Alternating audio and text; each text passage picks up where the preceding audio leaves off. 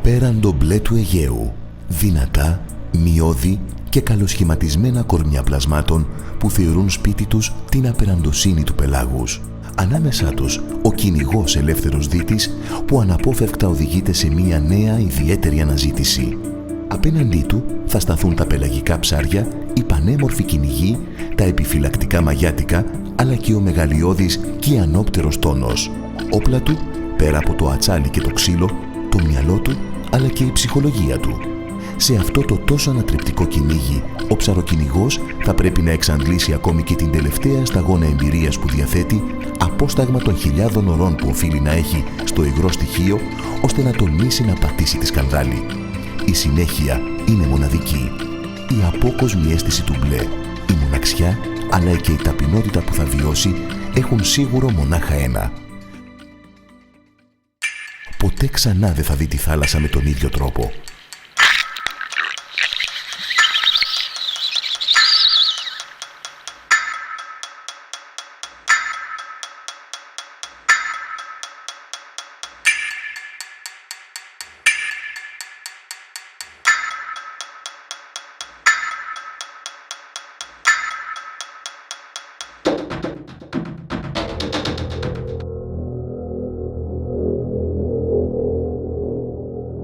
Πολυπληθή κοπάδια κυνηγών, αποτελούμενα από νεαρά άτομα, κινούνται στο πέλαγος μέχρι και τις αρχές του φθινοπόρου. Στη συνέχεια κατακλείζουν την ακτογραμμή με σκοπό την περαιτέρω περισυλλογή τροφής. Τα μεγαλύτερα άτομα του είδους, που μπορούν να φτάσουν και να ξεπεράσουν τα 2 μέτρα μήκος και τα 25 κιλά βάρος, είναι ιδιαίτερα σπάνια για τα νερά του Αιγαίου.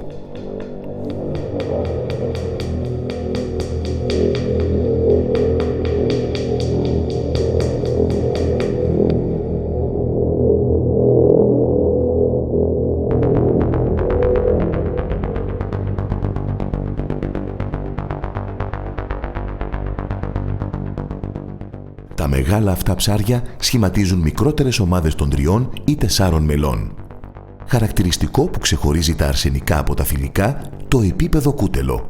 Ένα σχήμα εντελώς διαφορετικό που σε συνδυασμό με τα απίστευτα χρώματα που κοσμούν το σώμα τους προσδίδουν έναν τροπικό ωκεάνιο αέρα.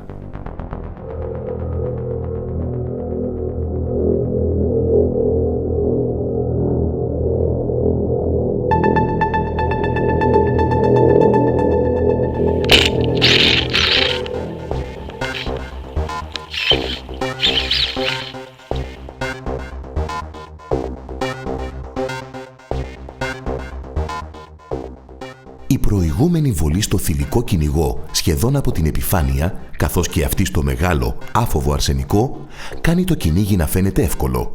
Είναι όμως έτσι. Εάν ο δίτης είχε πραγματοποιήσει βολή στους χιλιάδες κυνηγούς που τον ακολουθούσαν στην επιφάνεια λίγο νωρίτερα, ποτέ δεν θα είχε δει τα μεγαλύτερα άτομα του είδους. Αυτά ακολουθώντας την πορεία του βασικού ρέματος και χάρη στην ηρεμία των μικρότερων ψαριών, πλησίασαν τον ψαροκυνηγό σε απόσταση αναπνοής για να τον επεξεργαστούν.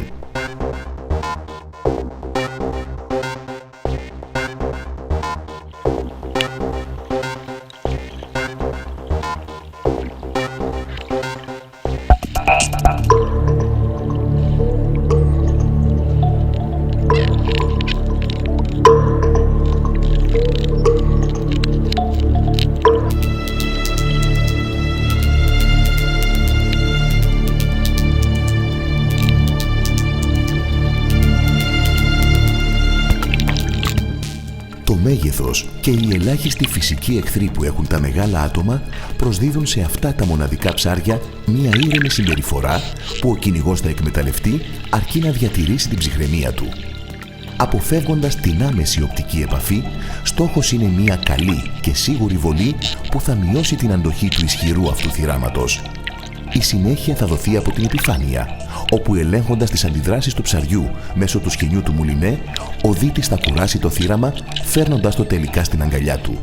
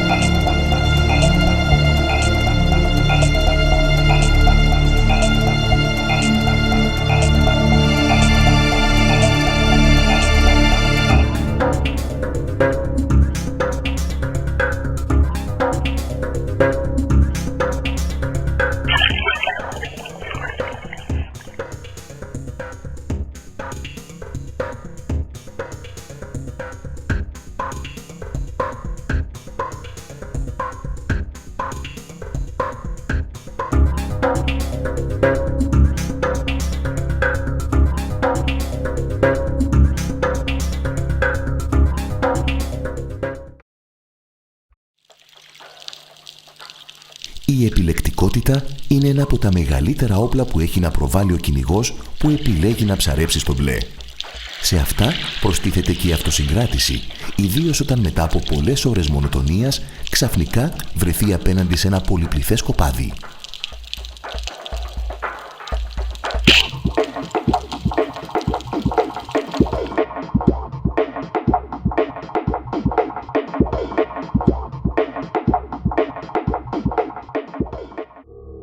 Αφού πρώτα ελέγξει περιμετρικά για μεγαλύτερα θυράματα, καταδύεται στο ύψος των ψαριών, αποφεύγοντας να τα τρομάξει. Μόλις κάποιο από αυτά περάσει μπροστά από το όπλο, μία μικρή διόρθωση αρκεί ώστε να πραγματοποιηθεί μία κέρια και αποτελεσματική βολή. Άλλωστε, όπως και όλα τα πελαγικά ψάρια, έτσι και η λακκέρδα διαθέτει μαλακή σάρκα που σχίζεται εύκολα. Το γεγονός αυτό, σε συνδυασμό με τον τρομακτικά μαχητικό χαρακτήρα ακόμη και ενός θυράματος λίγων κιλών, απαιτεί καλή σκέψη πριν πατηθεί η σκανδάλη.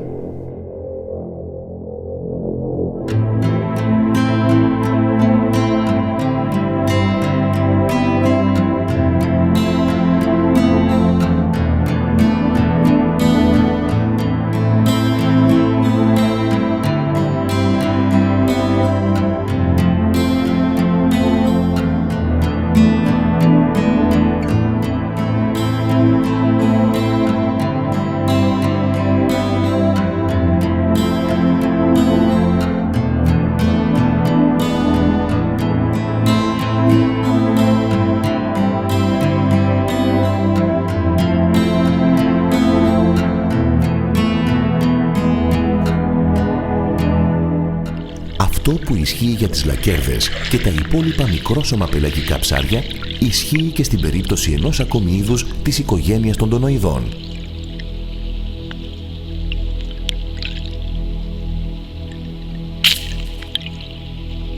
Γνωστό ως τονάκι, καρβούνι ή ακόμη κερίκι, το ψάρι αυτό δεν μεγαλώνει ιδιαίτερα, φτάνοντας σπάνια τα 10 κιλά βάρος. Ο ψαροκυνηγός, όταν έρθει αντιμέτωπος με μία εικόνα όπως αυτή, πρέπει να χαλιναγωγήσει τις σκέψεις του και να παραμείνει όσο πιο συγκεντρωμένος γίνεται.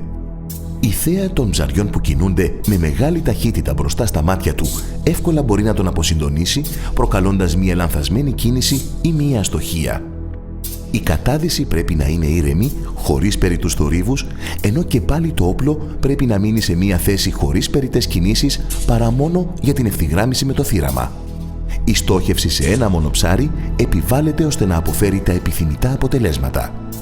Μπορεί τα ψάρια αυτά να μην είναι ιδιαίτερα μεγάλα, όμως μετά από το χτύπημα, το άνοιγμα του μουλινέ θεωρείται απαραίτητο. Αυτό θα δώσει χρόνο στο δίτη να επιστρέψει στην επιφάνεια, ενώ παράλληλα θα σιγουρέψει το ψάρι ακόμη και αν η βολή είναι κακή. Εμφανισιακά πρόκειται για μία μικρογραφία του πανίσχυρου κιανόπτερου με τη διαφορά του χρώματος στα πτερίγια και το σώμα. Ενώ η σάρκα, τόσο γευστικά όσο και θρεπτικά, δεν μπορεί να συγκριθεί με αυτή του κιανόπτερου. Σχηματίζοντας τεράστια κοπάδια, τα ψάρια αυτά κινούνται στο πέλαγος ακολουθώντας τις γραμμές των ρεμάτων αλλά και τα κοπάδια του δολώματος. Ταχύτατα πλάσματα, δουλεύοντας ομαδικά, συμπυκνώνουν τα κοπάδια του δολώματος και τα οθούν προς την επιφάνεια. Εκεί, κυκλώνοντας το κοπάδι, ξεκινούν εφορμήσεις που σκοπό έχουν τη διάσπαση των άτυχων ψαριών σε μικρότερες και πιο ευάλωτες ομάδες. Η τεχνική αυτή είναι παρόμοια με αυτή του κιανόπτερου, ενώ δεν είναι καθόλου σπάνιο τα δύο αυτά είδη να ταξιδεύουν και να κυνηγούν μαζί.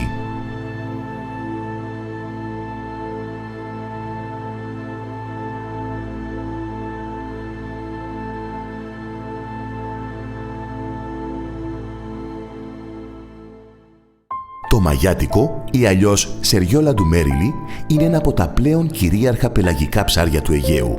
Μέλος της μεγάλης οικογένειας των καραγκίδων, το είδος αυτό μπορεί να φτάσει και να ξεπεράσει τα 70 κιλά βάρος, έχοντας παράλληλα πάνω από 2 μέτρα μήκος. Χαρακτηρίζεται από το μειώδες σώμα, τη μεγάλη ψαλιδωτή ουρά και το ασημί χρώμα που στα μεγαλύτερα άτομα σκουραίνει αρκετά. Ακούραστος ταξιδευτής διασχίζει τη λεκάνη της Μεσογείου ακολουθώντας μυστικές πορείες και ρέματα, συνταξιδιώτης με τα υπόλοιπα πελαγικά ψάρια. Λόγω της αδυναμίας του στα θερμά νερά, αποκόπτεται από το απέραντο μπλε με σκοπό την έβρεση τροφής και την αναπαραγωγή, κάνοντας τάση σε υφάλους και κάβους που του προσφέρουν τροφή και συνορεύουν με βάθη άνω των 100 μέτρων. Ανάλογα με τη χρονιά, εισέρχεται στο Αιγαίο από τη Νότια Κρήτη, τις πρώιμες χρονιές το Μάρτιο και τις όψιμες τον Μάιο. Το μαγιάτικο οφείλει την ονομασία του στο μήνα Μάιο, όταν και πρωτοεμφανίζεται στο Αιγαίο στην αρχή του μακρινού του ταξιδιού. Τους επόμενους μήνες το ταξίδι του συνεχίζεται προς το Βόρειο Αιγαίο για να καταλήξει και πάλι στην Κρήτη το Σεπτέμβριο και Οκτώβριο. Ένα ταξίδι βέβαια που δεν σταματά, μια και τους υπόλοιπους χειμερινούς μήνες η μετανάστευση συνεχίζεται στη θερμή Νότια Μεσόγειο. Παραμένοντας ακίνητα κόντρα στο ρέμα, πετυχαίνουν τον καθαρισμό των βραχίων και του δέρματος από παράσιτα και μικροοργανισμούς. Ο Σίδος, όπως και πολλά ακόμη πελαγικά ψάρια, έχει ιδιαίτερα γρήγορο ρυθμό ανάπτυξης. Τα νεαρά ψάρια ονομάζονται μανάλια και μέχρι να φτάσουν τα 2 περίπου κιλά παραμένουν στην ευρύτερη περιοχή που γεννήθηκαν, προσπαθώντας να επιβιώσουν. Με το πέρας ενός καλοκαιριού, όσα από αυτά τα κατάφεραν, θα είναι πλέον σε θέση να γνωρίσουν νέους τόπους. Το ιδιαίτερο ταξίδι τους, εκτός κι αν κοπεί βία λόγω των μαζικών μορφών αλληλείας, θα τα φέρει και πάλι στον ίδιο τόπο 1 χρόνο αργότερα, ακολουθώντας ευλαβικά τα σημάδια τους. Το βάρος τους πλέον θα κυμαίνεται από 4 έως 6 κιλά, ενώ θα βρίσκονται σε κατάλληλη ηλικία ώστε να συνεισφέρουν στη διαιώνιση του είδους.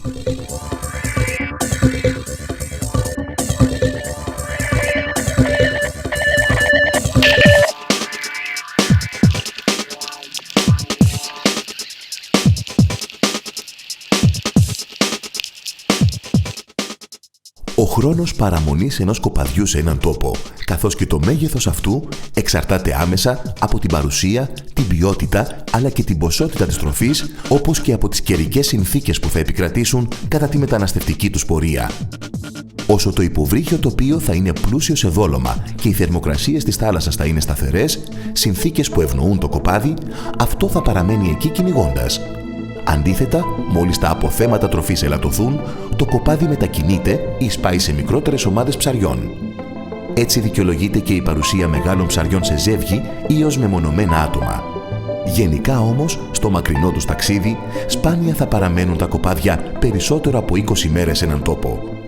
Εξαίρεση αποτελούν η Κρήτη, που είναι ιδιαίτερο αναπαραγωγικό πεδίο για το μαγιάτικο, και το Βόρειο Αιγαίο λόγω της απεριόριστης ποσότητας τροφής που παρέχει.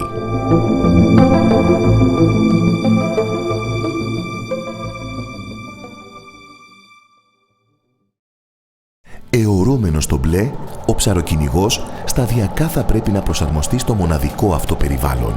Η θέση του σώματος θα είναι λίγο πάνω από την κορυφή του βυθού ή του υφάλου και κόντρα στο ρέμα.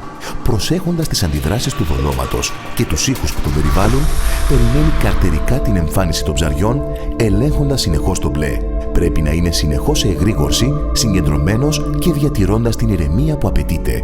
Όταν τα μαγιάτικα εμφανιστούν, οι κινήσεις ελαχιστοποιούνται, στοχεύοντας την ευθυγράμμιση του όπλου.